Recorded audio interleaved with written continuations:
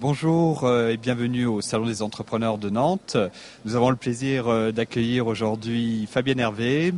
Bonjour. Bonjour. Membre et coordinatrice du Collège des experts de la Fédération française de la franchise et fondatrice de l'agence de communication FH Conseil. Donc, première question à propos de la redevance communication. Pouvez-vous nous définir ce qu'est la redevance communication et à quoi elle sert ? Alors la redevance communication, c'est un point très important pour le franchisé puisque ça va représenter entre 2 et 5% du budget qu'il va reverser tous les mois à son franchiseur.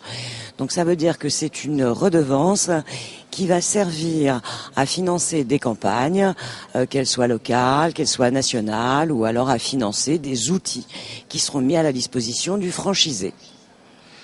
Côté franchiseur, comment peut-il optimiser ce budget ? Il y a plusieurs manières d'optimiser ce budget, bien sûr. On va dire que la première chose, quel est le montant de ce budget ? Un jeune réseau, avec encore peu de partenaires, ne va pas disposer de budget très très important. Donc la première chose, c'est de mettre en place des outils, des kits de communication, donc qui seront mis à disposition des franchisés. Ensuite, lorsque le maillage du territoire sera suffisamment important, on considère qu'à partir d'une centaine d'unités, on peut créer des campagnes nationales. À ce moment-là, c'est de regarder quels sont les supports les plus adaptés pour générer du trafic en magasin et développer la notoriété, à la fois bien sûr de l'enseigne, mais au profit du franchisé.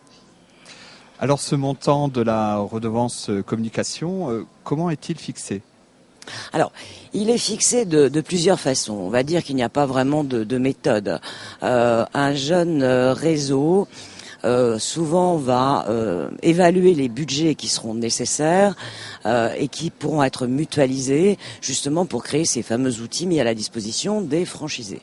Bon, ensuite, le franchiseur doit quand même imaginer le plan de communication qu'il veut mettre en place. On va dire faire des additions et évaluer des budgets et voir comment il peut atteindre ces budgets à partir d'une redevance. Alors après, ça fait appel à des calculs, quel est le chiffre d'affaires moyen du franchisé, le montant de la redevance déjà sur le chiffre d'affaires, et puis voir après ce qu'il est raisonnable de pouvoir prélever. Donc comme je disais, entre 2 voire jusqu'à 5% pour certains réseaux, mais quand on prélève en général 5% et qu'on a un réseau qui atteint 300 à 400 unités, on peut à ce moment-là se permettre des campagnes nationales, voire des campagnes télévisuelles.